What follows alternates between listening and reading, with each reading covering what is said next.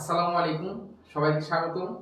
আজকে আমরা এইচএসসি 25 ব্যাচে ত্রিকোণমিতিক অনুপাতের দ্বিতীয় লেকচার নিয়ে তোমাদের সাথে সামনে লাইভে আসছি। ঠিক আছে, তাহলে আজকে আমরা গতদিন যে জায়গায় ক্লাসটা শেষ করেছিলাম ঠিক সেখান থেকে আজকে আমরা ক্লাসটা শুরু করব। আমাকে একটু কমেন্টে তোমরা জানাও যে আমার ভয়েসটা ঠিকমতো শুনতে পাচ্ছ কিনা আর বোর্ড ঠিকমতো দেখা যাচ্ছে কিনা। ঠিক আছে, আমি একটু দেখি যে তোমরা আমার ভয়েস ঠিকমতো শুনতে পাচ্ছ কিনা, এটা আমাকে একটু জানাও।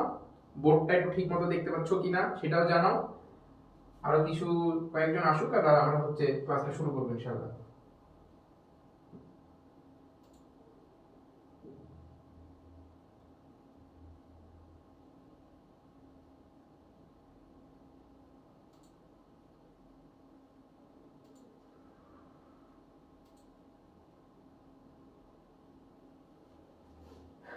আমাকে একটু কমেন্টে জানাও যে আমার ভয়েস শুনতে পাচ্ছ কিনা।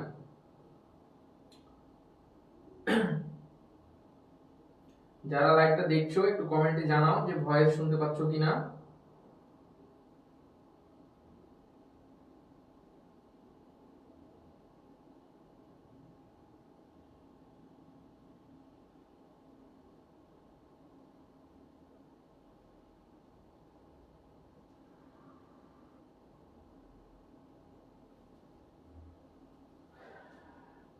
নূর বলছে আসসালামু আলাইকুম। ওয়ালাইকুম আসসালাম নূর।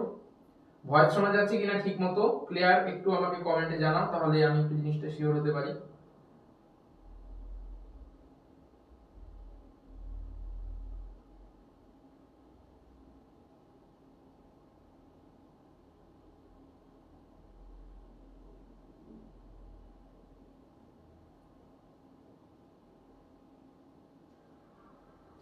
আচ্ছা, রাকিব বলছে ক্লিয়ার শোনা যাচ্ছে। রাব্বি রাব্বি বলছে ক্লিয়ার শোনা যাচ্ছে ভাইয়া। ওকে, ঠিক আছে, তাহলে চলো আমরা ক্লাসটা শুরু করি। গতদিন আমরা খুব বেশি কিছু পড়িনি। আমরা ত্রিকোণমিতির একটু পরিচয় দেখেছিলাম, তারপরে আমরা জ্যামিতিক কোণ, ত্রিকোণমিতিক কোণের পার্থক্য শিখেছিলাম। তারপরে কি শিখেছিলাম গতদিনের পরটা একটু যদি রিক্যাপ করি, কোণের পরিমাপ পদ্ধতি, রেডিয়ান থেকে ডিগ্রি, ডিগ্রি থেকে রেডিয়ান, এগুলো কনভার্সেশন, আর এই টাইপের কিছু অঙ্ক, কিছু এমসিকিউ আমরা গতদিন দেখেছিলাম। তাহলে আজকে আমরা দেখবো মেইনলি আমাদের আজকে ক্লাসটা শুরু হবে বৃত্তচাপের দৈর্ঘ্য এখান থেকে। ঠিক আছে, তাহলে বৃত্তচাপের দৈর্ঘ্য এটা তোমরা এসএসসি তে হায়ার ম্যাথে পড়েছো। যদি কারো এসএসসি তে হায়ার না থেকে থাকে তাও কোনো সমস্যা নাই, আজকে ক্লাসটা করলে বৃত্তচাপের দৈর্ঘ্য কিভাবে নির্ণয় করে এই জিনিসটা তোমার ক্লিয়ার হয়ে যাবে। ঠিক আছে, তাহলে চলো বৃত্তচাপের দৈর্ঘ্য এটা বোঝার জন্য আমাদের আগে কি নিতে হবে, একটা বৃত্ত নিতে হবে। একটা আমরা বৃত্ত নেই,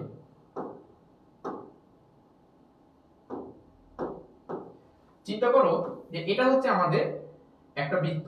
ঠিক আছে, এটা আমাদের একটা বৃত্ত, সেই বৃত্তের কেন্দ্র এটা ও। ঠিক আছে, এবং এই বৃত্তের উপরে একটা বৃত্তচাপ নিলাম, এটা এ বি। ঠিক আছে, এবং ঠিক সমান দৈর্ঘ্যের আরেকটা বৃত্তচাপ, ঠিক এর উপরে সমান দৈর্ঘ্যের না, আসলে ঠিক দুইটা বৃত্তচাপ নিয়েছি। ঠিক আছে, তাহলে দেখো এখানে কিন্তু আমরা কয়টা বৃত্তচাপ নিয়েছি, দুইটা বৃত্তচাপ নিয়েছি। সহজভাবে হিসাব যদি আমি তোমাকে বলি, তাহলে দেখো যে দুইটা বৃত্তচাপ, একটা এ বি। আচ্ছা, এটা বলার আগে আমাদের গতদিনের একটা ছোট্ট থিওরি যেটা আমরা পড়েছিলাম ওই জিনিসটা একটু আমাদের কাজে লাগবে। ধরো এগুলো নাই, এটা বলার আগে গতদিনের একটা থিওরি আমি বলি। যে গতদিন আমরা বলেছিলাম যে বৃত্তচাপ কেন্দ্রে যে কোণ উৎপন্ন করে তার সমানুপাতিক, তাই না? তার মানে তুমি চিন্তা করো, এই যে একটা বৃত্ত, এটা একটা বৃত্তচাপ, এটা ও, এটা এ, এটা বি। তাহলে দেখো এই বৃত্তচাপের দৈর্ঘ্যটা ছোট, তাহলে কেন্দ্রে যে কোণ উৎপন্ন করছে এটা যদি আমি থিটা বলি, আমি যদি বৃত্তচাপ বড় করি তাহলে বলো এই কোণটাকে বৃদ্ধি পাচ্ছে কিনা, এটাই তো আমরা বলেছিলাম, তাই না? এবং আমরা গতদিন একটা দেখছিলাম কি, যে যদি সমানুপাতিক হতো তাহলে আমরা দেখছিলাম যে কোণ এ ও বি ডিভাইডেড বাই বৃত্তচাপ চাপ এ বি ইকুয়াল টু কোণ এ ও সি ডিভাইডেড বাই চাপ এসি।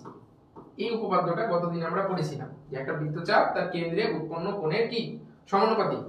এটা পড়েছিলা কিনা? কোন ইয়ারের ক্লাস? রাবি বলছে কোন ইয়ারের ক্লাস এটা ভাইয়া?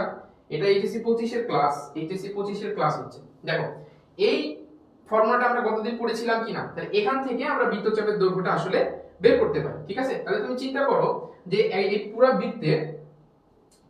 বৃত্তের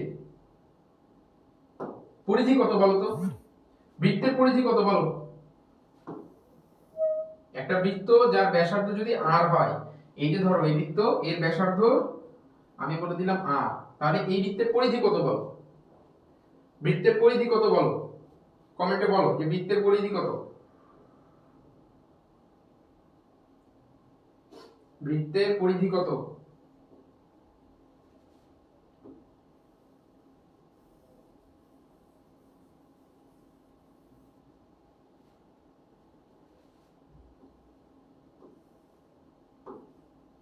এই বৃত্তের ব্যাসার্ধ যদি r হয়, তাহলে বৃত্তের পরিধি কি হবে? বৃত্তের পরিধি ইকুয়াল টু কি হবে? 2 পাই r, তাই না? এবং এই যে বৃত্তের পরিধি, বৃত্তের পুরো পরিধিটাও কি একটা চাপ না? আমি যদি পুরোটাকে একটা বৃত্তচাপ কল্পনা করি, তাহলে তো হতে পারে। তাহলে বলো এই পুরো পরিধি দ্বারা কেন্দ্রে উৎপন্ন কোণ কত? তাহলে কেন্দ্রে উৎপন্ন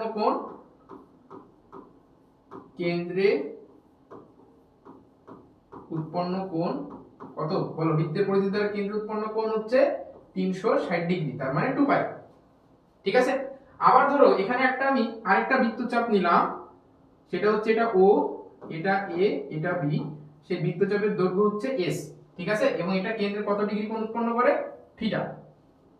এখন দেখো আমরা কি বলছিলাম, যে কোণ আর তার নিচে সেই চাপের দৈর্ঘ্য ইকুয়াল টু আরেকটা কোণ, তার নিচে এই সেই চাপের আবার দৈর্ঘ্য। তাহলে বলো যে এখানে আমার কোণ উৎপন্ন হচ্ছে থিটা আর চাপের দৈর্ঘ্য কত? S, তার মানে আমি কি বলতে পারি না যে S by theta equal to, এবার বলো পুরা বৃত্তের পরিধি কত? পুরা বৃত্তের পরিধি হচ্ছে 2 পাই r, আর কেন্দ্রে কত ডিগ্রি কোণ উৎপন্ন করছে? 2 পাই, তাই কি না? এখন দেখো তো এই পাই, এই 2 পাই যদি কেটে দেই, তাহলে কি বের হয়? s equal to r theta. তাহলে এটা হচ্ছে আমাদের, যেখানে s কি ছিল? যেখানে s ইকুয়াল টু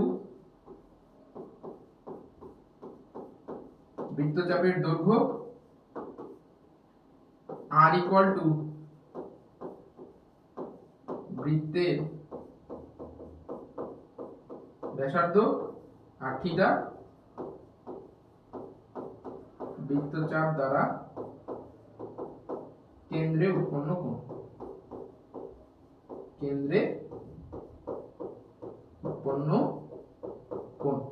ঠিক আছে? তাহলে এটা হচ্ছে আমাদের বৃত্তচাপের দৈর্ঘ্য নির্ণয়ের ফর্মুলা। বলো এই ফর্মুলাটা মুখস্থ রাখতে হবে, ঠিক আছে? এই ফর্মুলাটা মুখস্থ রাখতে হবে। এটা বুঝছো কিনা বলো? এটা বুঝছো কিনা একটু বলো আমাকে কমেন্টে, যে বৃত্তচাপের দৈর্ঘ্য s equal to r theta, এই সূত্রের প্রমাণটা বোঝা গেছে কিনা? গতদিনের ক্লাসের, এই যে গতদিনে আমরা ক্লাসে যেটা করেছিলাম, গতদিনে আমরা এই উপপাদ্যটা প্রমাণ করেছিলাম, ঠিক আছে? এই উপপাদ্যটা কি ছিল? বৃত্তচাপ সমানুপাতিক, মানে বৃত্তচাপের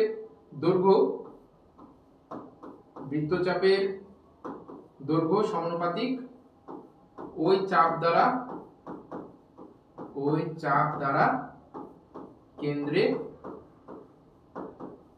কেন্দ্রে উৎপন্ন কোণ, ঠিক কি না? এই উপপাদ্যটা থেকে আমরা গতদিন এটা প্রমাণ করেছিলাম, এবং এই ফর্মুলাটা খাটায়ে এখানে হচ্ছে এই প্রমাণটা করেছি। বলো যারা ক্লাস দেখছো তারা একটু আমাকে বলো যে এই প্রমাণটা বুঝেছো কিনা। এমডি জুবাইর, আসসালামু আলাইকুম ভাইয়া। ওয়ালাইকুম আসসালাম।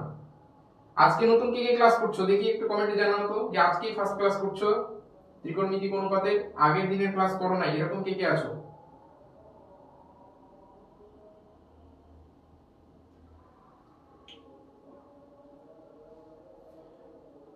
নিশাত নাহার, 2 পাই r, হ্যাঁ বৃত্তের পরিধি 2 পাই r।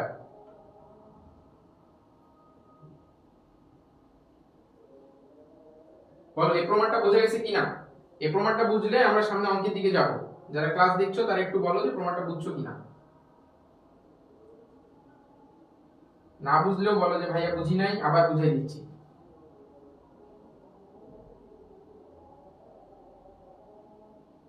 জি, এমডি জুবাইর বলছে জি বুঝছি। ওকে ঠিক আছে, তাহলে চলো পরের স্লাইডে যাই।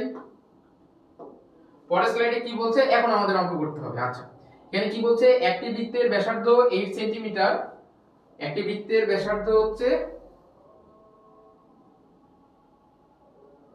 একটি বৃত্তের ব্যাসার্ধ 8 সেন্টিমিটার এবং বৃত্তচাপ কেন্দ্রে 56 ডিগ্রি কোণ উৎপন্ন করে, বৃত্তচাপের দৈর্ঘ্য নির্ণয় করো। তাহলে কি কি দেওয়া আছে দেখো, দেওয়া আছে কি কি, যেই যেই মান দেওয়া আছে সেই মানগুলো প্রথমে তুলতে হবে, ঠিক আছে। তাহলে ধরো দেওয়া আছে কি বলো, বৃত্তচাপের ব্যাসার্ধ, তার মানে r দেওয়া আছে, আর কত দেওয়া আছে 8 সেন্টিমিটার, 8 সেন্টিমিটার। তারপরে আছে বৃত্তচাপের কেন্দ্রে উৎপন্ন কোণ, তার মানে থিটা দেওয়া আছে 56 ডিগ্রি। এখন একটা কথা হচ্ছে যে আমরা যেহেতু বৃত্তচাপের দৈর্ঘ্য নির্ণয় করব, তার মানে আমাদেরকে থিটার মানটা অবশ্যই অবশ্যই অবশ্যই রেডিয়ানে নিতে হবে। প্রশ্নে বলা থাকুক বলা না থাকুক, প্রশ্নে যদি ডিগ্রিতে থাকে তাহলে আমরা রেডিয়ানে কনভার্ট করব অবশ্যই।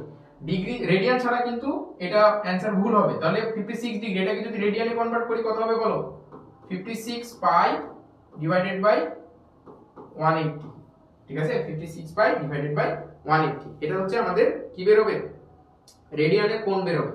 তাহলে আমি এত রেডিয়ান পেয়ে গেলাম। তাহলে দেখো এখন আমাকে বলছে বৃত্তচাপের দৈর্ঘ্য নির্ণয় করো। তাহলে আমরা কি জানি বলো, আমরা জানি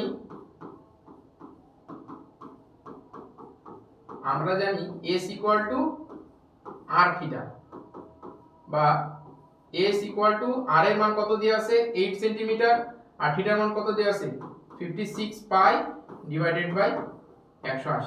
এটাকে সলভ করো, করে আমাকে জানাও এটা অ্যানসার কত। ক্যালকুলেটর নাই আজকে, এটা একটু সলভ করো, এই ইকুয়েশনটা একটু সলভ করো, করে একটু বলো এটার অ্যানসার কত আসে একটু বলো।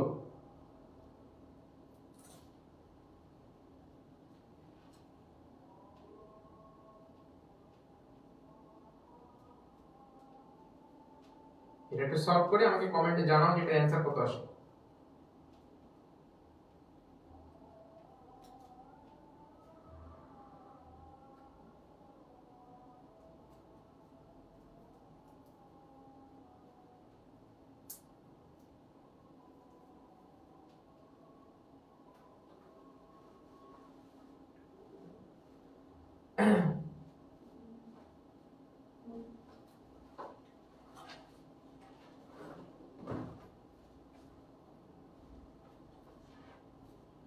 বল এই অঙ্কটা বুঝছো কিনা, এই অঙ্কটা বোঝা গেছে, এই অঙ্কটা বোঝা গেছে? কমেন্টে একটু জানাও যারা ক্লাস দেখছো যে অঙ্কটা বুঝছো কিনা।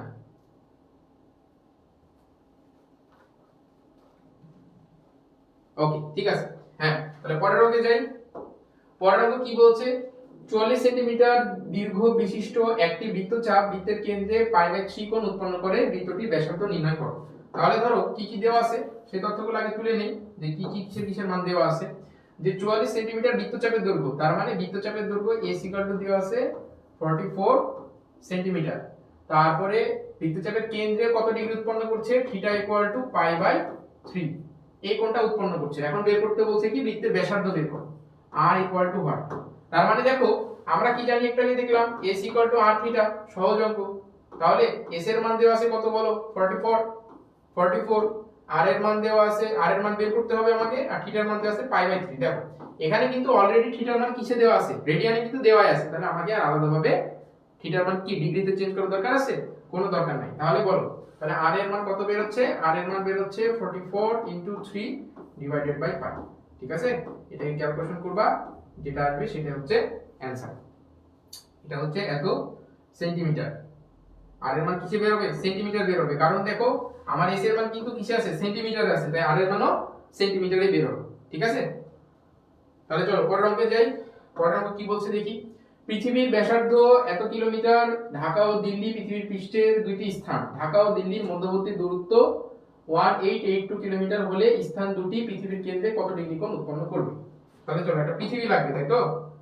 তাহলে আপাতত পৃথিবীর ধরো একটা শেপই নিয়ে আসি এখানে, চিন্তা করো এটা হচ্ছে আমার পৃথিবী, ঠিক আছে, এটা হচ্ছে আমার পৃথিবী। এবং কি বলছে যে পৃথিবীর ব্যাসার্ধ দেওয়া আছে, তাহলে এটা হচ্ছে যদি পৃথিবীর সেন্টার হয় তাহলে এই যে ব্যাসার্ধ দেওয়া আছে r, পৃথিবীর ব্যাসার্ধ ধরো r দেওয়া আছে, এটা হচ্ছে r, ঠিক আছে। এন্ড কি বলছে ঢাকা ও দিল্লি, তুমি চিন্তা করো আমাদের এই জায়গায় অবস্থান করছে ঢাকা, ঢাকা, আর এই জায়গায় আছে ধরো দিল্লি।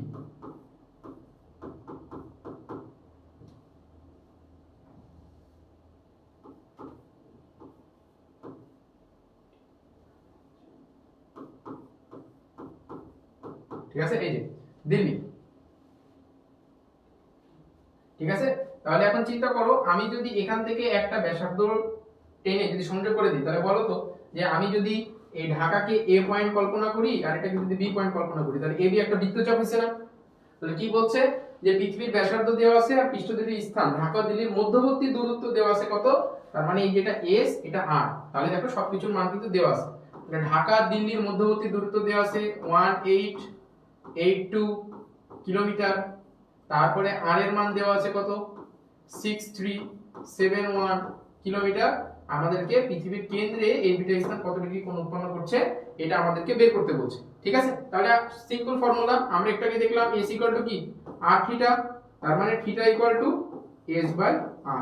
তাহলে s এর মান হচ্ছে 1882 আর r এর মান হচ্ছে 6371, কি হবে, এটা হবে এত রেডিয়ান। ঠিক আছে, বোঝা গেছে? বলো বোঝা গেছে কিনা? সহজ অঙ্ক, শুধু প্রশ্নের মানগুলো নিয়ে এসে বসাই দিলেই ক্যালকুলেশন বের হয়ে যাবে।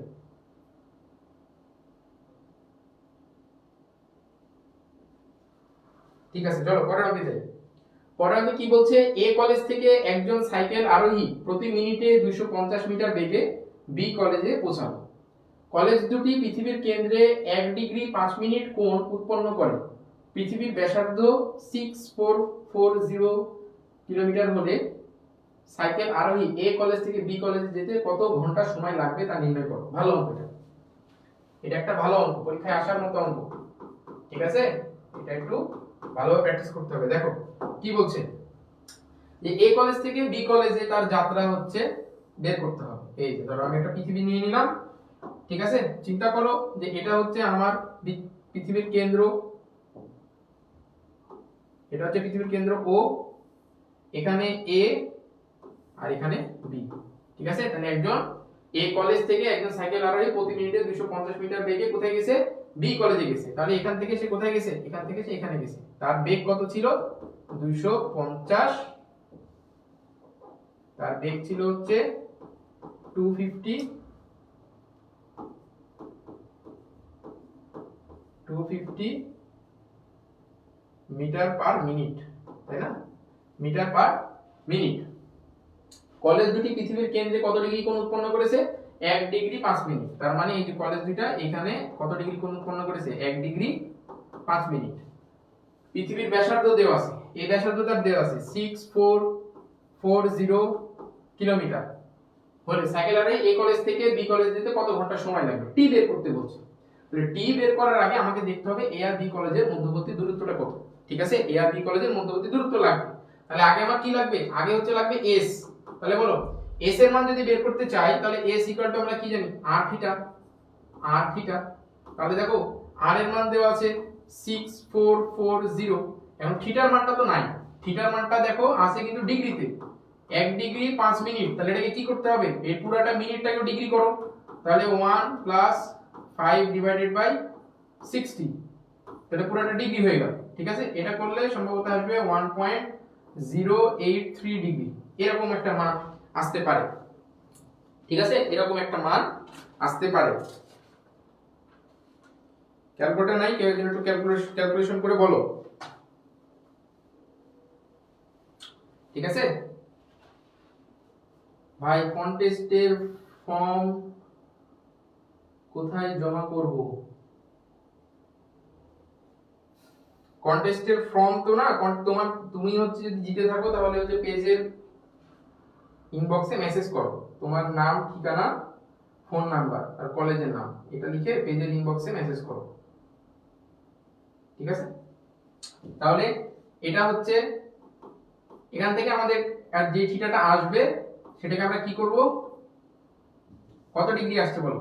এখানে যদি আমি গুণ করি এটা আসবে হচ্ছে, ক্যালকুলেটর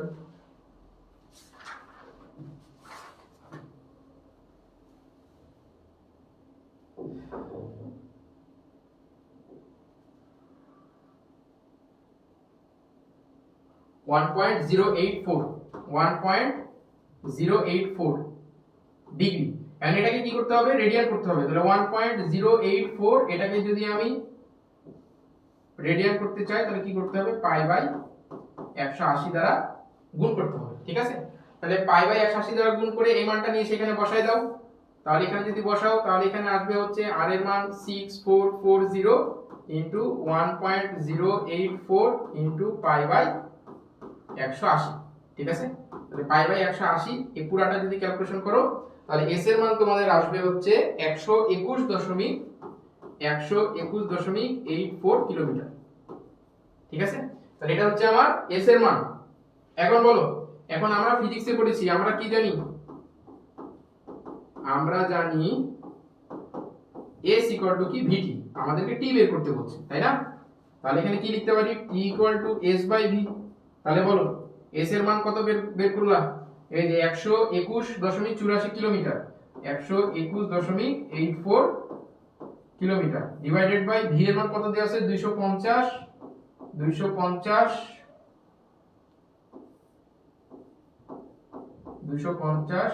মিটার পার মিনিট। তাহলে উপরেরটাকে কিলোমিটারকে মিটার করো, তাহলে 121.840 ডিভাইডেড বাই 250। ঠিক আছে, এটাকে ক্যালকুলেশন করলে দেখবা যে তোমাদের মোটামুটি এটার অ্যানসার যেটা আসবে সেটা কিসে আসবে, মিনিটে, এত মিনিট। তারপরে এটাকে আবার 60 দ্বারা ভাগ করে দিলে অ্যানসার পাবা এত আওয়ার। ঠিক আছে, এটা হচ্ছে তোমার এই অঙ্কের অ্যানসার। বলো এই অঙ্কটা বুঝছো কিনা? যারা ক্লাস দেখছো একটু জানাও যে এই অঙ্কটা বুঝছো কিনা। আমাদের জিজ্ঞেস করছিল যে এ থেকে বি তে যেতে কতক্ষণ সময় লাগবে, কত ঘন্টা সময় লাগবে। তাহলে অ্যানসারটাকে 60 দ্বারা ভাগ করে দিলেই আমাদের অ্যানসার ঘন্টায় বেড়ে যাবে। একটু কমেন্টে জানাও যারা ক্লাস দেখছো এই অঙ্কটা বুঝছো কিনা।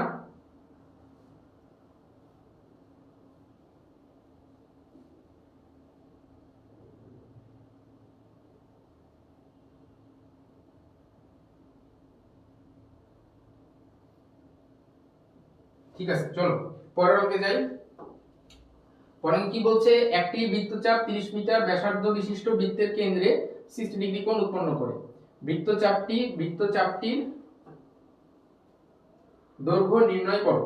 ঠিক আছে, তাহলে আমাকে বৃত্তচাপে কি বের করতে বলছে, দৈর্ঘ্যটা বের করতে বলছে। তাহলে কি কি মান দেওয়া আছে দেখো, একটা বৃত্তচাপ 30 মিটার ব্যাসার্ধ বিশিষ্ট একটা বৃত্তে, তার মানে r এর মান দেওয়া আছে 30 মিটার।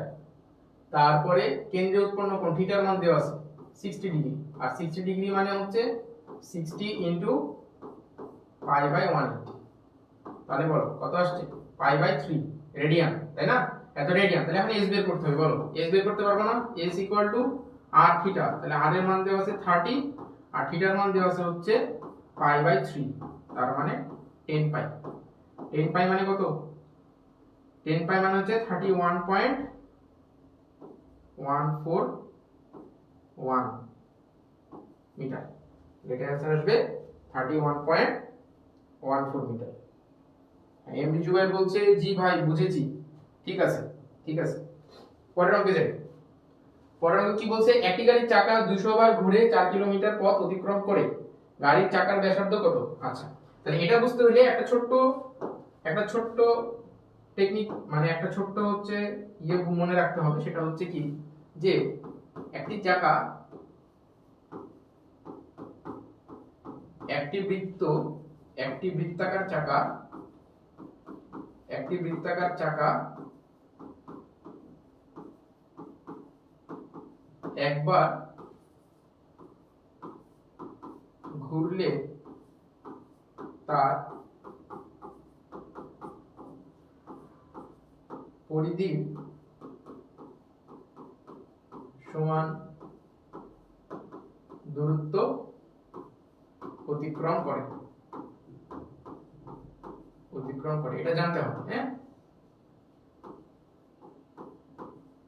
তার মানে একটা চাকা যদি একবার ঘুরে, একটা বৃত্তাকার চাকা যদি একবার ঘুরে, তাহলে তার পরিধির সমান দূরত্ব কি করবে, সে অতিক্রম করবে। তাহলে এখন এই অঙ্কটা কি বলছে দেখো, এখন এই অঙ্কটাই বলছে যে একটা গাড়ির চাকা 400 বার ঘুরে 4 কিলোমিটার পথ অতিক্রম করে।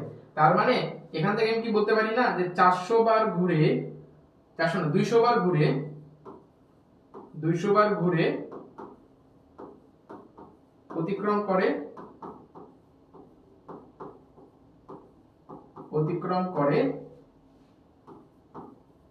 4000 মিটার। তাহলে একবার ঘুরে কতটুকু দূরত্ব অতিক্রম করে, একবার ঘুরে অতিক্রম করে 4000 ডিভাইডেড বাই 200, তার মানে 00 কাটবে 00 কাটবে, তার মানে 20 মিটার। একবার ঘুরে সে 20 মিটার দূরত্ব অতিক্রম করে। ঠিক আছে, এখন আমরা কি বলেছি যে একটা বৃত্তাকার চাকা একবার ঘুরলে তার পরিধির সমান দূরত্ব অতিক্রম করে। তাহলে কি লিখতে পারি, তাহলে বলতে পারি শর্ত মতে 2 পাই r মানে চাকার পরিধি ইকুয়াল টু তার একবার দূরত্ব ঘোরা 20। তার মানে এখানে r ইকুয়াল টু কত বলো, 20 বাই 2 পাই। তাহলে 2 2 কাটলো, এখানে হচ্ছে 10 বাই পাই। এটাই হচ্ছে চাকার পরিধি। ঠিক আছে, তাহলে চাকার ব্যাসার্ধ হচ্ছে 10 বাই পাই। বলো এই অঙ্কটা বুঝছো কিনা? এই এমসিকিউ এ আসতে পারে এই টাইপের অঙ্ক, এমসিকিউ এর জন্য ইম্পর্টেন্ট। ঠিক আছে, এমসিকিউ এর জন্য ইম্পর্টেন্ট, এই সব টাইপের অঙ্ক এমসিকিউ এর জন্য ইম্পর্টেন্ট। বলো এই অঙ্কটা বোঝা গেছে কিনা?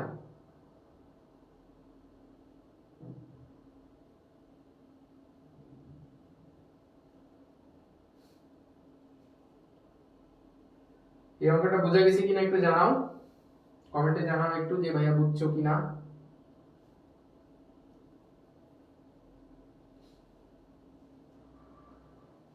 ঠিক আছে, পরের অঙ্কে যাই।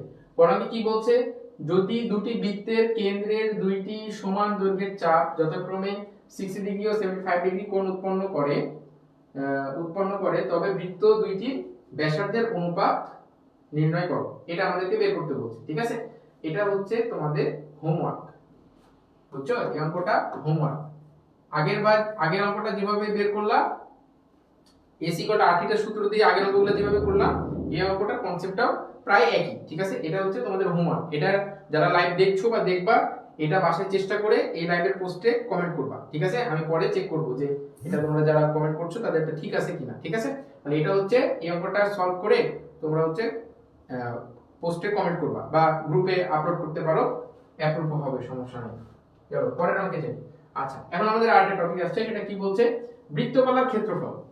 ঠিক আছে, আমাদের 6.1 এ আরেকটা এটা মোটামুটি লাস্ট টপিক। এরপরে হচ্ছে যে এই টপিকের কিছু অঙ্ক এখানে করাই দিলেই তোমার মোটামুটি এই অনুশীলনীটা শেষ হয়ে যাবে। ঠিক আছে, একটা অংশ শেষ হয়ে যাবে। তাহলে বৃত্তকলার ক্ষেত্রফল, এর আগে আমরা দেখলাম বৃত্তচাপ, বৃত্তচাপের দৈর্ঘ্য। এই যে ধরো একটা বৃত্ত ছিল, সেই বৃত্তচাপের দৈর্ঘ্য দেখলাম যে কেন্দ্র থেকে, এটা যদি একটা বৃত্তচাপ নিয়েছিলাম আমরা যে 0 a b, তাহলে এখন কি করতে হবে, এটা ক্ষেত্রফল বের করতে হবে। ঠিক আছে, যে এই অংশটার ক্ষেত্রফলটা কত, এটা আমাদেরকে বের করতে হবে। তাহলে চলো দেখি যে এটার ক্ষেত্রফল কিভাবে বের করা যায়। ক্ষেত্রফল কিভাবে বের করা যায়, তাহলে দেখো একটা বৃত্তের ক্ষেত্রফল কত বলো? আমরা জানি বৃত্তের ক্ষেত্রফল equal to pi R square, তাই না? তাহলে বৃত্তের ক্ষেত্রফল হচ্ছে পাই আর স্কয়ার। তাহলে আগের মতো ওই, এখন তুমি চিন্তা করো, আগের বারে আমরা দেখলাম কি যে কোন একটা কোণ যদি হয় AOB ডিভাইডেড বাই চাপ AB ইকুয়াল টু কোণ AOC ডিভাইডেড বাই চাপ AC। এটা দেখছিলাম কিনা বলো? এই যে যখন আমি বৃত্তচাপ বড় করে দিলাম তখন এটা। তাহলে বলো বৃত্তচাপ যদি বড় হয় তাহলে বৃত্তচাপের ক্ষেত্রফল বড় হবে না? তাহলে এই সম্পর্ক থেকেই কি আমি লিখতে পারি না যে কোণ AOB ইকুয়াল টু বৃত্তকলার ক্ষেত্রফল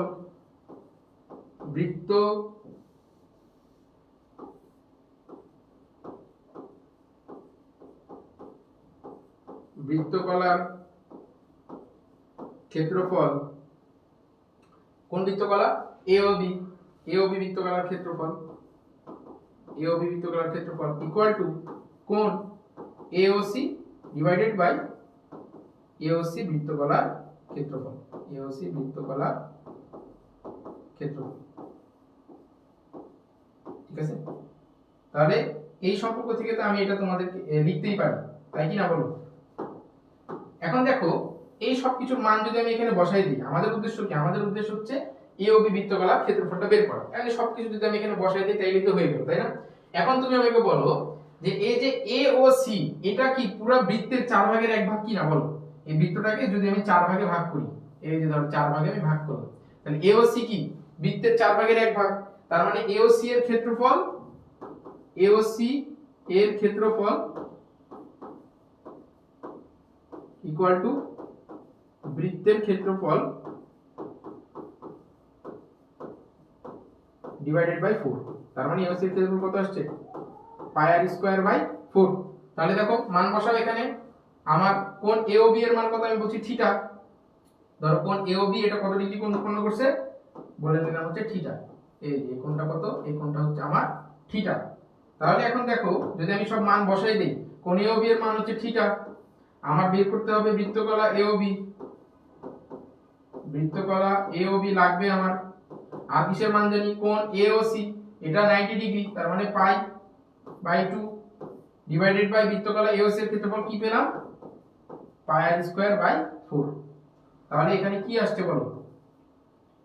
এখানে এই পাশটা যদি আমি একটু ক্যালকুলেশন করি তাহলে এখানে আসছে pi by 2 into 4 divided by pi R square. তাহলে এটা কাটবে, এটা কাটবে, তাহলে এখানে একটা 2 থাকে। তাহলে কি আসছে? 2 আর স্কয়ার, তাই না? তার মানে বৃত্তকলার ক্ষেত্রফল কি পেলাম বলো? তাহলে এটা হচ্ছে থিটা বাই বৃত্তকলা AOB। ঠিক আছে, তাহলে এটা যদি পাই তাহলে এখান থেকে আমি বৃত্তকলার ক্ষেত্রফল কি লিখতে পারি? যে থিটা ইকুয়াল টু বৃত্তকলা AOB ইকুয়াল টু বৃত্তকলা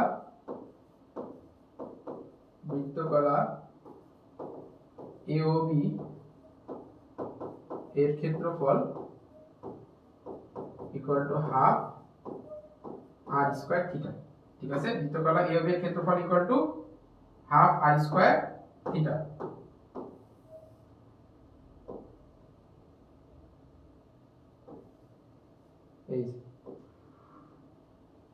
এই সূত্রটা আমাদের এখন অঙ্ক করতে লাগবে।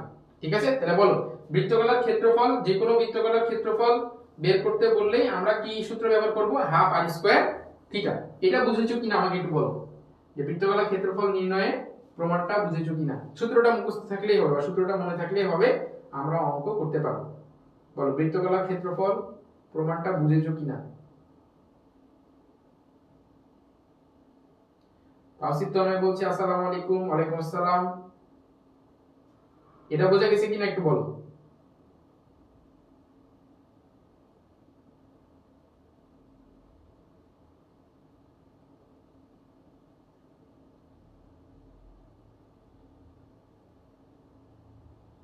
ঠিক আছে, চলো এটা রিলেটেড আমরা কিছু ম্যাথ দেখি। তাহলে আমাদের প্রথম ম্যাথ কি বলছে? একটি বৃত্তচাপ কেন্দ্রে 24 ডিগ্রি কোণ উৎপন্ন করে। যদি বৃত্তের ব্যাস 49 মিটার হয় তবে এর উপর দণ্ডায়মান বৃত্তকলার ক্ষেত্রফল নির্ণয় করো। এটা আমাদেরকে বের করতে বলছে। ঠিক আছে, তাহলে চলো আবার একটা বৃত্ত নেই এখানে। এই যে ধরো একটা বৃত্ত,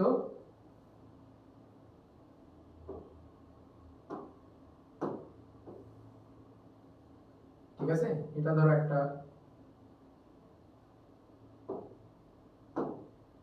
বৃত্ত। ঠিক আছে, এখন কি বলছে? যে একটি বৃত্তচাপ কেন্দ্রে 24 ডিগ্রি কোণ উৎপন্ন করে। তাহলে একটা বৃত্তচাপ নাও, এই যে চিন্তা করো, এই যে এই একটা বৃত্তচাপ, এটা O, এটা A, এটা B, এটা কেন্দ্রে কত ডিগ্রি কোণ উৎপন্ন করে? 24 ডিগ্রি কোণ উৎপন্ন করে। যদি বৃত্তের ব্যাস 49 হয়, তাহলে ব্যাস যদি 49 হয়, এই টোটালটা কত? এই টোটালটা হচ্ছে 49। তাহলে AB ইকুয়াল টু 49। তাহলে আমাদের লাগবে ব্যাসার্ধ, তার মানে সুতরাং OA ইকুয়াল টু কত? OA equal to 49 divided by 2, তার মানে 24.5। তাহলে এখানে R ইকুয়াল টু কত? 24.5। তবে এর উপর দণ্ডায়মান বৃত্তকলার ক্ষেত্রফল বের করো। তার মানে এই যে বৃত্তকলা AOB বৃত্তকলা আমার টোটাল বের করতে বলছে, যে এই জায়গাটার ক্ষেত্রফলটা আমাকে এখন বের করে দেখাতে হবে। ঠিক আছে, তাহলে দেখো আমরা একটু আগে সূত্র কি করলাম, বৃত্তকলা, সুতরাং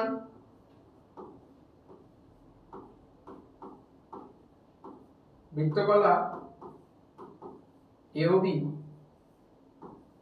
এর ক্ষেত্রফল ইকুয়াল টু কি করছি, হাফ আর স্কয়ার থিটা, তাই না? তাহলে এখন যার যার মান জানা সেগুলো বসাই দাও। এই যে হাফ, আর এর মান হচ্ছে 24.5, তারপরে স্কয়ার, আর থিটার মান দেখো 24 ডিগ্রি আছে, তাহলে ডিগ্রি রাখলে হবে না, এটাকে কি করতে হবে, আমাদের রেডিয়ানে কনভার্ট করতে হবে, পাই বাই 180 দ্বারা গুণ করে দিই। ঠিক আছে, এখন এটাকে ক্যালকুলেশন করবা, তাহলে আমরা অ্যানসার পেয়ে যাব। ঠিক আছে, বৃত্তকলার ক্ষেত্রফল তাহলে পেয়ে যাব আমরা। বোঝা গেছে? এটা বুঝছো কিনা বলো?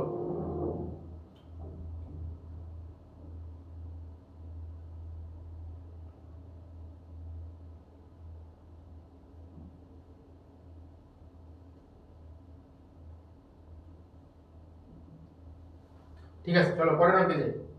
পরের অঙ্ক কি বলছে, ও কেন্দ্র বিশিষ্ট একটি বৃত্তের ব্যাসার্ধ 10 সেন্টিমিটার এবং এবি চাপের দৈর্ঘ্য 14 সেন্টিমিটার। কোণ AOB এর মান বের করো এবং চাপ AB ও যে এবি দ্বারা আবদ্ধ ক্ষুদ্রতর ক্ষেত্রের ক্ষেত্রফল নির্ণয় করো। বইটা আসা অঙ্ক, ঠিক আছে, খুবই ভালো অঙ্ক, বইটা আসা অঙ্ক, খুবই ভালো অঙ্ক। তো চলো অঙ্কটা যেটা বলছে সেটা একটু আমরা আঁকাই। কি বলছে দেখো, ও কেন্দ্র বিশিষ্ট একটা বৃত্তের ব্যাসার্ধ 10 সেন্টিমিটার, তার মানে একটা বৃত্ত নিতে হবে আমাকে। এই যে ধর একটা বৃত্ত, ঠিক আছে, একটা বৃত্ত নিলাম যার ব্যাসার্ধ কত বলছে, ব্যাসার্ধ বলছে 10 সেন্টিমিটার। এটা যদি আমার কেন্দ্র হয় তাহলে এখান থেকে এটা হচ্ছে আমার ব্যাসার্ধ। ঠিক আছে, এই তাহলে ও কেন্দ্র বিশিষ্ট বৃত্তে, ও কেন্দ্র বিশিষ্ট বৃত্তে এটা ব্যাসার্ধ হচ্ছে 10 সেন্টিমিটার। ঠিক আছে, এবং এবি চাপের দৈর্ঘ্য, আচ্ছা আরেকটা, তাহলে একটা চাপ তৈরি করতে হবে। চিন্তা করো, এই একটা চাপ তৈরি করলাম এবি, এবি চাপের দৈর্ঘ্য 14 সেন্টিমিটার। তাহলে এই যে চাপ, এই চাপের দৈর্ঘ্য কি বলছে, এস ইকুয়াল টু 14 সেন্টিমিটার। ঠিক আছে, বুয়েটা সংখ্যা কিন্তু বোঝো জিনিসটা। তারপরে বলছে এও কোণ AOB এর মান বের করো, তাহলে আমাকে এই কোণটার মান আগে বের করতে বলছে কত, তাহলে এটা আমি এখান থেকে বের করি। ঠিক আছে, তাহলে দেখো আমরা জানি কি s equal to r theta, তার মানে theta equal to s by r। তাহলে s এর মান কত পাইলাম এখানে, ওখানে পেয়েছি হচ্ছে 14 সেন্টিমিটার, 14, আর r এর মান পেয়েছি 10, তার মানে 1.4 রেডিয়ান। ঠিক আছে, তাহলে এটা হচ্ছে থিটার মান পেলাম। তাহলে প্রথম প্রশ্নের অ্যানসার হয়ে গেছে যে থিটার মান বের করো। এবার কি বলছে দেখো, চাপ AB এবং যে AB দ্বারা, তার মানে একটা জ্যাও নিতে হবে, চাপ AB এবং যে AB দ্বারা, এই যে দেখো যে AB দ্বারা আবদ্ধ ক্ষেত্রের ক্ষুদ্রতর ক্ষেত্রের ক্ষেত্রফল নির্ণয় করো। তার মানে এই যে দেখো আবদ্ধ করার পরে একটা ক্ষুদ্রতর অংশ কি তৈরি হয়েছে কিনা বলো, একটা ক্ষুদ্রতর অংশ তৈরি হয়েছে কিনা, এই যে হাইলাইটার না দিয়ে এটা দিয়ে দেবে।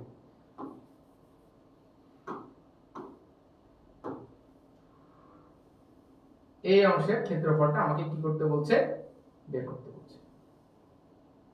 ঠিক আছে, বলো বুঝছো কিনা, এই অংশের ক্ষেত্রফলটা বের করতে হবে। তাহলে তুমি চিন্তা করো যে এই অংশের ক্ষেত্রফলটা যদি আমি বের করতে চাই, তাহলে এখানে এখানে কি হয়েছে দেখো, এখানে আমার একটা ত্রিভুজ উৎপন্ন হয়েছে, এখানে কিন্তু আমার একটা ত্রিভুজ উৎপন্ন হয়েছে যে ABC। ঠিক আছে, ABC একটা ত্রিভুজ উৎপন্ন হয়েছে এবং একটা বৃত্তচাপ আছে কি ABC। তার মানে বলো আমি যদি প্রথমে এই টোটালটার ক্ষেত্রফল বের করি, আমি যদি AOB বৃত্তকলার ক্ষেত্রফল বের করি, তাহলে কিসের কতটুকু ক্ষেত্রফল পাচ্ছি, দেখো এখান থেকে আমি পুরোটার ক্ষেত্রফল পাচ্ছি, এই একেবারে সবকিছু মিলিয়ে, তাই না? এই পুরোটা থেকে যদি আমি ত্রিভুজটার ক্ষেত্রফল বাদ দিয়ে দিই, তাহলে কি আমি এই ছোট আবদ্ধ ক্ষেত্রের ক্ষেত্রফল পাবো না, এই অংশটার ক্ষেত্রফল পাবো, তাই না? তার মানে আমাকে আবদ্ধ ক্ষুদ্রতর অংশের ক্ষেত্রফল যদি বের করতে বলে, তাহলে আমি বলতে পারি সুতরাং ক্ষুদ্রতর অংশের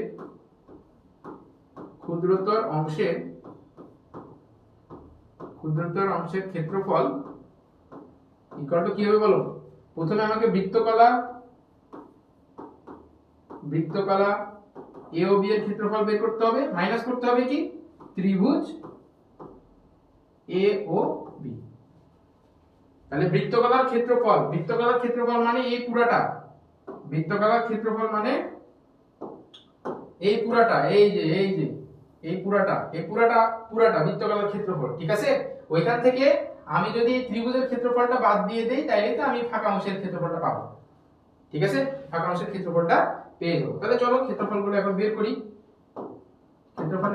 বলো বৃত্তকলা এ ও বি এর ক্ষেত্রফল কি আমরা জানি, half R square theta, minus ত্রিভুজ এ ও বি এর ক্ষেত্রফল কি জানি, এইটা ধরো আর, এটাও ধরো আর, তাই না? তাহলে কি জানি আমরা, হাফ এ বি, তার মানে আর ইনটু তাদের মধ্যবর্তী কোণের সাইন অনুপাত, তার মানে সাইন থিটা। থিটার মান কত পেয়েছি 1.4। তাহলে এখন সবকিছুর মান যদি বসাই দাও, তাহলে হাফ ইনটু আর এর মান 100, আর স্কয়ার মানে 100, থিটার মান পেয়েছো 1.4 minus half into 100 into sign 1.4, ঠিক আছে? এটা বের করলেই মান কি হবে তোমার, ওই আবদ্ধ অংশের ক্ষেত্রফল বের হয়ে যাবে। অ্যান্সারটাই হচ্ছে আবদ্ধ অংশের ক্ষেত্রফল বের হয়ে যাবে। হ্যাঁ, তাসির কারণে বলছে সহজ আছে, হ্যাঁ একেবারে সহজ চ্যাপ্টার এটা, এর অঙ্ক বুয়েটে চলে আসছে। এই তো একটু ভালোভাবে একটু পড়াশোনা করলেই তাহলে বুয়েটে চান্স পেয়ে যাওয়া সম্ভব, তাই না? সহজ অঙ্ক দিচ্ছে বুয়েটে, ঠিক আছে? তাহলে একটু মন দিয়ে পড়াশোনা করতে হবে। চলো পরের অঙ্কে যাই। পরের অঙ্কে কি বলছে, চিত্রে প্রদর্শিত বৃত্তের পরিধি এত সেন্টিমিটার হলে বৃত্তটির ছায়াঘেরা অংশের ক্ষেত্রফল নির্ণয় করো। আচ্ছা, চিত্রটা আসে নাই, চিত্রটা টাইপ মিস্টেক হয়েছে। দাঁড়া প্রশ্নটা একটু দেখি। এটা হচ্ছে আচ্ছা, তাহলে এটা হচ্ছে আমাদের চিত্রটা হবে হচ্ছে এরকম, এই যে একটা বৃত্ত, তার কেন্দ্র এটা, একটা বৃত্তচাপ এবি, এটা হচ্ছে ছায়াঘেরা অংশ, ঠিক আছে? এই অংশের ক্ষেত্রফলটা আমাদের বের করতে হবে।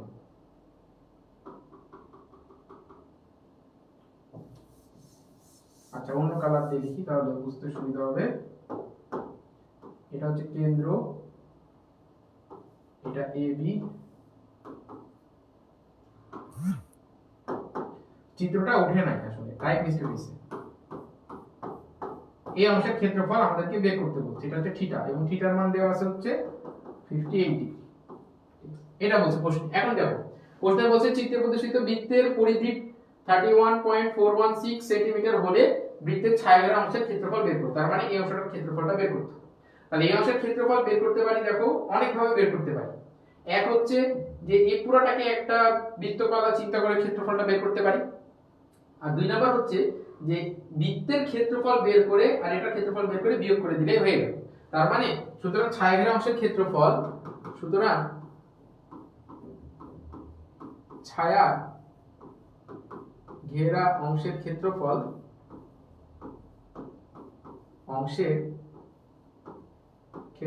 ইকুয়াল টু বৃত্তের ক্ষেত্রফল মাইনাস বৃত্তকলা এ ও বি, এটা ও এ ও বি এর ক্ষেত্রফল, এ ও বি এর ক্ষেত্রফল।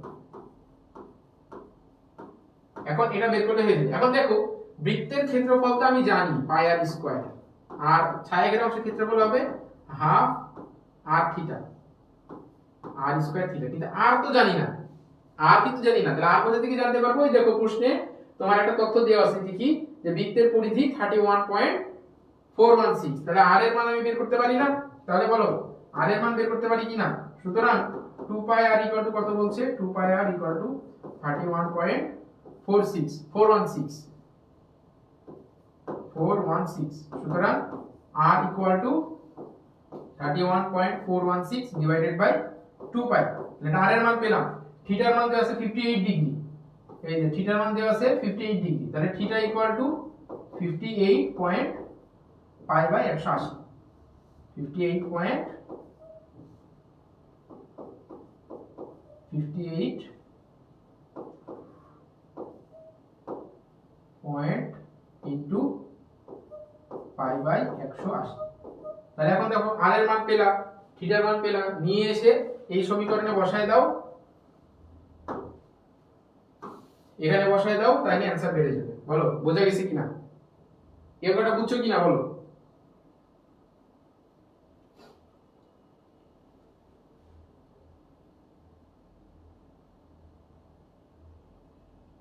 এই অঙ্কটা বুঝছো কিনা একটু বলো।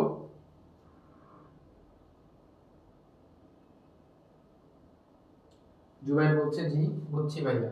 ওকে ঠিক আছে, পরের অঙ্কে যাই। দেখো এই অঙ্কটা ভালো, দিনাজপুর বোর্ড 2019 সালে আসছে। দেখো চিত্রে ও এ বি সি একটি রম্বস এবং ও এস সি বৃত্তকার ও কেন্দ্রিক বৃত্তের অংশ।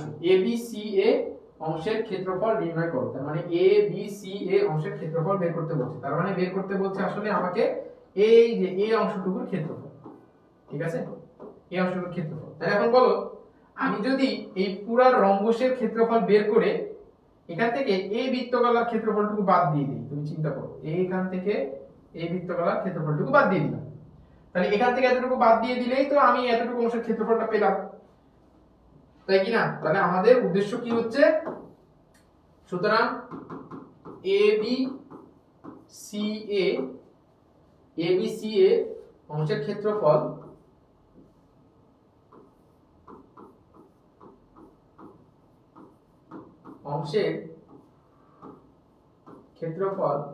ইকুয়াল টু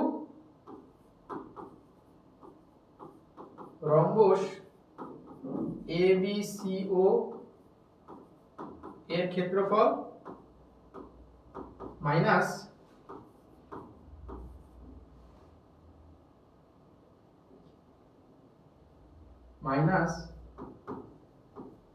বৃত্তকলা এ বি ও এর ক্ষেত্রফল, বৃত্তকলা এ ও বি এর ক্ষেত্রফল, এ ও বি এর ক্ষেত্রফল। তাহলে আমাদের উদ্দেশ্য হচ্ছে প্রথমে রম্বসের ক্ষেত্রফল বের করা, তারপরে এ বি ই ও এর ক্ষেত্রফল বের করা। এখন দেখো রম্বসের ক্ষেত্রফল যদি বের করতে চাই, একটা রম্বস নিই, তাহলে জিনিসটা বোঝাইতে একটু সুবিধা হবে। তুমি চিন্তা করো এটা হচ্ছে আমার একটা রম্বস, ঠিক আছে, এটা হচ্ছে আমার একটা রম্বস।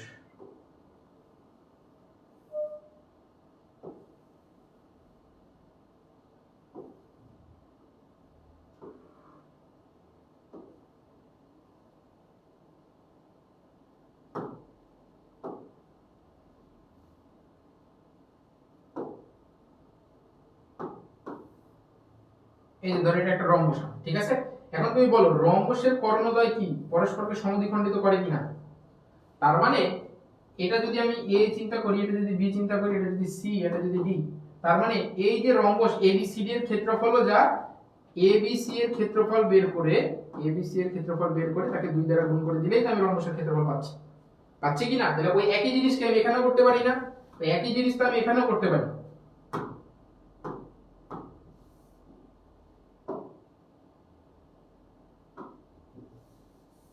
ঠিক আছে, তুমি চিন্তা করো যে আমি যদি এখান থেকে একটা কর্ণ টেনে দিই, তাহলে বলো আমি এ ও সি এর ক্ষেত্রফল বের করতে পারি না। তাহলে আমি এখান থেকে বলতে পারি যে সুতরাং ত্রিভুজ এ ও সি এর ক্ষেত্রফল ইকুয়াল টু কি বলো, হাফ 40 ইনটু 40 মানে হাফ আর স্কয়ার সাইন তাদের মধ্যবর্তী কোণ 45 ডিগ্রি।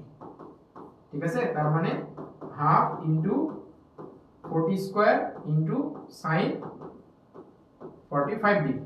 ঠিক আছে, তার এখন এওসি এর ক্ষেত্রফল পেয়ে গেলাম, আর এওসি এর ক্ষেত্রফল পেয়ে গেলে তো রম্বসের ক্ষেত্রফল পাবো। সুতরাং রম্বসের ক্ষেত্রফল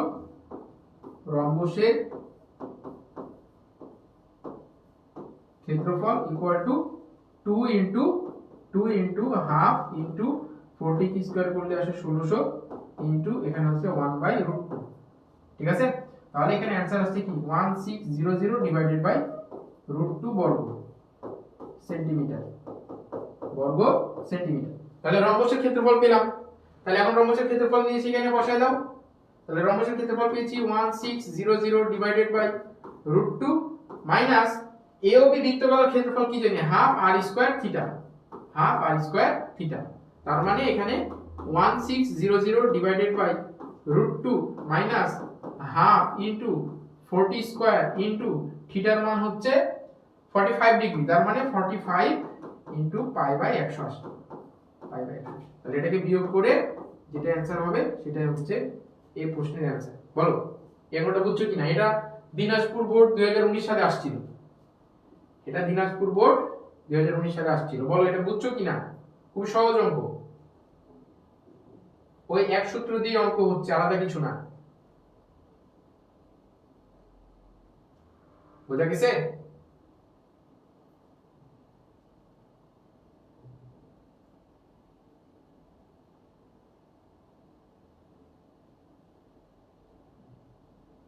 ঠিক আছে, চলো পরের অঙ্কে যাই।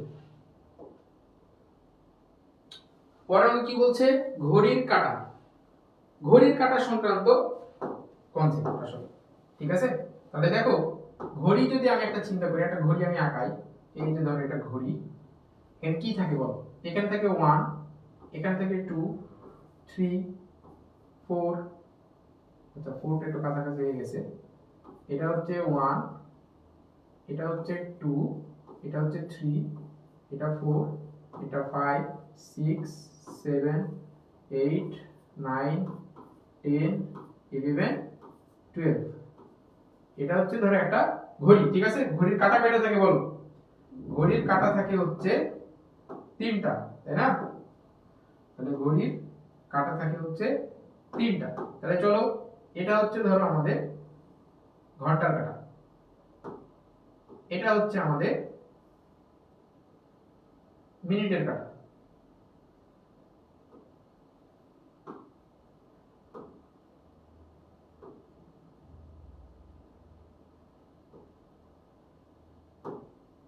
আর কি থাকে?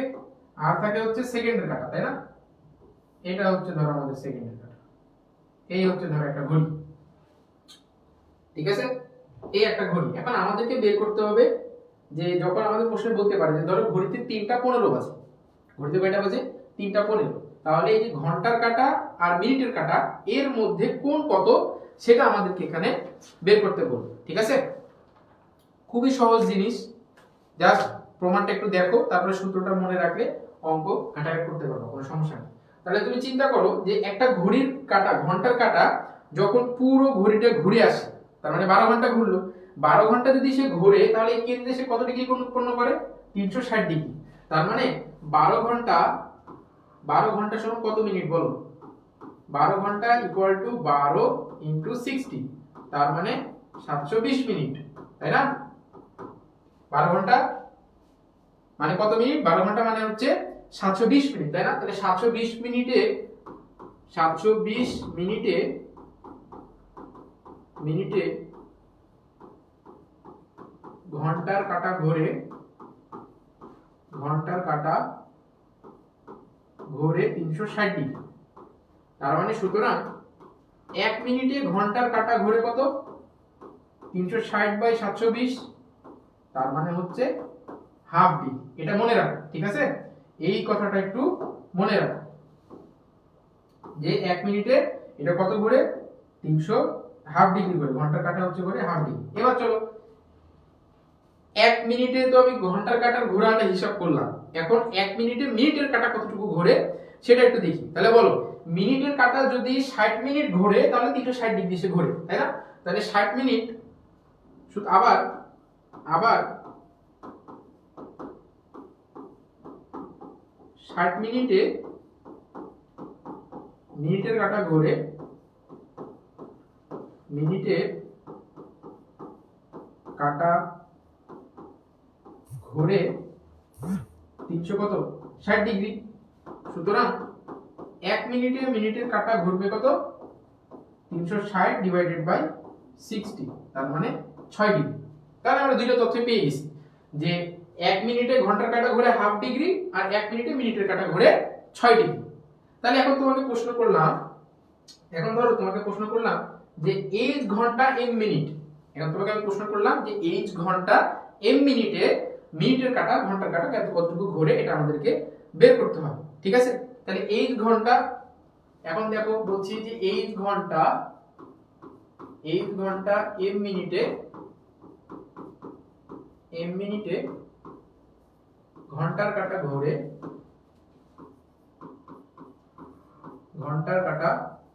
ঘোরে কতটুকু বলো? h ঘন্টা m মিনিট, এটাকে টোটালটাকে যদি মিনিটে বানাতে চাই তাহলে h ঘন্টাকে মিনিটে বানাইতে হলে 60 দ্বারা গুণ করতে হবে, আর m মিনিট আমার আগে থেকেই ছিল, তাহলে টোটাল কত ঘুরছে ইনটু হাফ। ঠিক আছে, h ঘন্টা m মিনিট মানে 60h প্লাস m মিনিট, আর আমরা একটু আগে দেখলাম কি যে 1 মিনিটে ঘন্টার কাঁটা ঘুরে হাফ ডিগ্রি, তাহলে টোটাল এত মিনিটে ঘন্টার কাঁটা ঘুরবে কত, এত ইনটু হাফ ডিগ্রি। তাহলে এটা আমি ঘন্টার কাঁটাটা হিসাব করলাম, তাই না? তাহলে এখন কি আমাকে যদি মিনিটের কাঁটার হিসাবটা বের করতে বলে তাহলে কত হবে বলো? সুতরাং মিনিটের কাঁটা ঘুরে m মিনিটে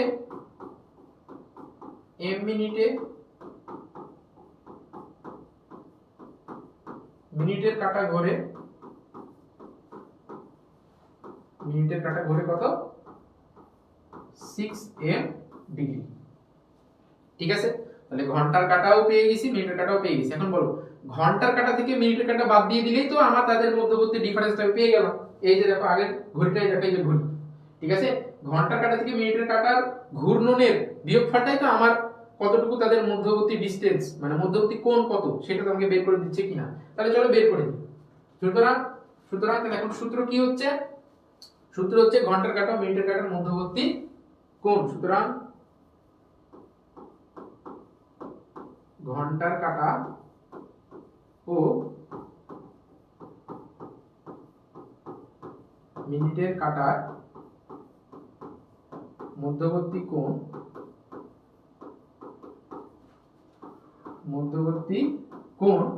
ইকুয়াল টু কি পাইছি বললাম বলো, যে half into 60h plus m minus 6m। ঠিক আছে, এটার মডুলাস নিতে হবে। কি নিতে হবে? এটার মডুলাস নিতে হবে, কারণ আমরা ডিগ্রির মানটা কি নিব, ধনাত্মক। তাহলে মডুলাস অফ 6m। ঠিক আছে, তাহলে এখন হাফটা ভিতরে গুণ করে দাও, হাফ যদি ভিতরে গুণ করে দাও তাহলে এখানে কি হচ্ছে 30h plus m/2 minus 6m। তার মানে সূত্র কি দাঁড়াচ্ছে? সূত্র আমার দাঁড়াচ্ছে যে 30h minus 11m divided by 2। ঠিক আছে, 30h minus 11m divided by 2, এটা হচ্ছে আমাদের সূত্র। এটা মনে রাখলেই ইনাফ। বুঝছো? এটা মনে রাখলেই ইনাফ, যথেষ্ট। ঠিক আছে, এটা শুধু মনে রাখতে হবে যে যখনই আমাদেরকে মডুলাসটা দিই, মডুলাস নিতে হবে, এই যে মডুলাস। ঠিক আছে, যখনই আমাকে বলবে যে মিনিট ও ঘন্টার কাঁটার মধ্যবর্তী ইয়ে বের করো, তখন আমরা এটা ব্যবহার করব। শুধু এখানে একটা শর্ত আছে, এই শর্তটা একটু মাথায় রাখতে হবে। সেটা হচ্ছে কি, যে যদি 30h minus 11m divided by 2 এটার মডুলাস মান 180 ডিগ্রি থেকে বড় হয়, যদি এটার মডুলাস মান 180 ডিগ্রি থেকে বড় হয় তাহলে কি করতে হবে, শুধু 360 থেকে এটা বাদ দিয়ে দিই। তাহলে বড় হলে মধ্যবর্তী কোণ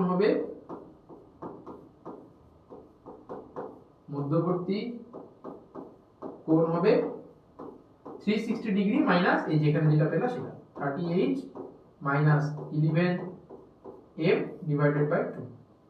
ঠিক আছে, এটার মডুলাস। এই হচ্ছে আমাদের মোটামুটি ঘড়ির কাঁটা আর মিনিটের কাঁটা, ঘন্টার কাঁটা মিনিটের কাঁটার মধ্যবর্তী কোণ। বলো এটা বুঝছো কিনা? মধ্যবর্তী কোণ নির্ণয় সূত্রটা বুঝছো কিনা একটু বলো। চলো আমাদের আজকে লাস্ট প্রবলেম আমরা করব। এটা এমসিকিউ এর জন্য ইম্পর্টেন্ট। ঠিক আছে, এমসিকিউ এ আসতে পারে, সচরাচর এমসিকিউ আসে। বুঝছো, সচরাচর এমসিকিউ এ আসে। এটা কি বলছে, 3টা 15 মিনিটের সময় এবং 11টা 20 মিনিটের সময় ঘড়ির সময় ঘন্টার কাঁটা ও মিনিটের কাঁটার মধ্যবর্তী কোণের পরিমাণ নির্ণয় করো। তাহলে 3টা 20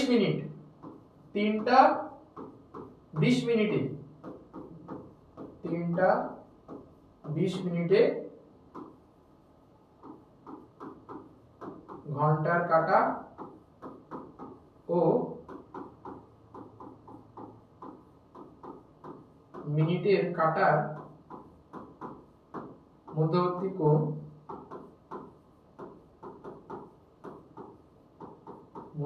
কোণ হবে কত? সূত্র পড়লাম কি 30h মাইনাস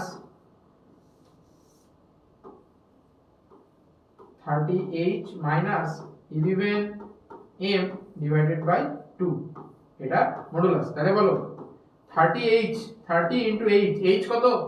এই যে 3, h এর মান কিন্তু দেওয়া আছে, এই যে দেখো h মানে আওয়ার, এটা হচ্ছে আমার h এর মান, আর m মানে কি মিনিট, এটা হচ্ছে আমার m এর মান। তাহলে বসাই দাও 30 into 3 minus 11 into 20 divided by 2। ঠিক আছে, যে আমাকে একটু বলো যে এটা অ্যানসার কত হয়? এটা অ্যানসার কত হবে? সেটাই হচ্ছে আমাদের মধ্যবর্তী কোণ। বুঝা গেছে?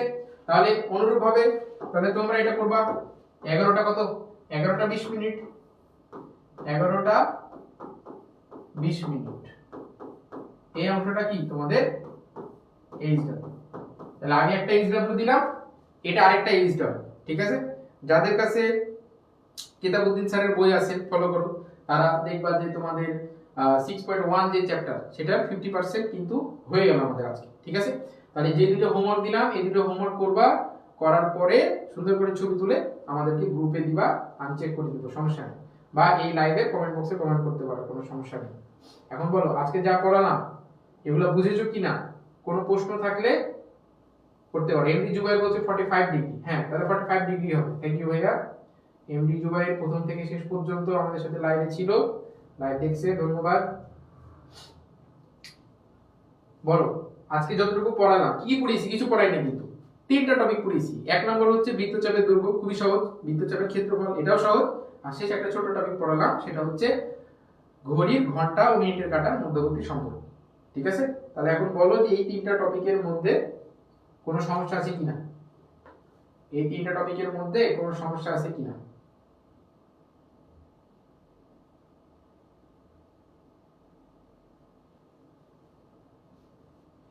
সমস্যা না থাকলে আমরা আজকের মতো লাইভ এখানে শেষ করব। নেক্সট দিন আমরা ত্রিকোণমিতিক অনুপাতের গ্রাফ, ত্রিকোণমিতিকের বিভিন্ন অভেদাবলী এগুলো নিয়ে আলোচনা করব। আচ্ছা সামনে তাকাই আছি কেন? কারণ হচ্ছে সামনে আমাদের মনিটর আছে, তো ওইখানে কমেন্ট দিচ্ছি তোমাদের, কে কি কমেন্ট করছো। তাহলে সামনে শনিবার আমাদের ম্যাথ ক্লাসটা হবে, মানে আমি যখন যে অধ্যায় ক্লাস নিব সেই ক্লাসগুলো সাধারণত শনিবার আর সোমবারের দিন সন্ধ্যা 7:30টায় হবে। ঠিক আছে, তাহলে শনিবার আর সোমবার সন্ধ্যা 7:30টায় ম্যাথ ক্লাস হবে। তার মানে আজকে হচ্ছে সোমবার, নেক্সট তোমাদের ম্যাথ ক্লাস হচ্ছে সামনে শনিবারে হবে। ঠিক আছে, এবং সেই দিন আমরা ত্রিকোণমিতিকের বিভিন্ন অভেদাবলী প্রমাণ, তারপরে তোমার গ্রাফ অঙ্কন, সাইনের গ্রাফ কেমন হয়, কজের গ্রাফ কেমন হয়, এই সব জিনিস নিয়ে আমরা আলোচনা করব। আর মোটামুটি 3-4টা ক্লাস নিলে এই অধ্যায়টা শেষ হবে। ঠিক আছে, তাহলে বলো তোমাদের আর কোনো সমস্যা আছে বা কোনো প্রশ্ন আছে? করলে তাড়াতাড়ি করতে পারো, তাহলে আমরা লাইভ শেষ করবো এখন। জুবাইর বলছে না ভাইয়া। ওকে ঠিক আছে, তাহলে ধন্যবাদ, দেখা হচ্ছে সামনে শনিবার সন্ধ্যা 7:30টায়। সেই পর্যন্ত ভালো থেকো, সুস্থ থেকো, আর আমার জন্য দোয়া করো। আসসালামু আলাইকুম।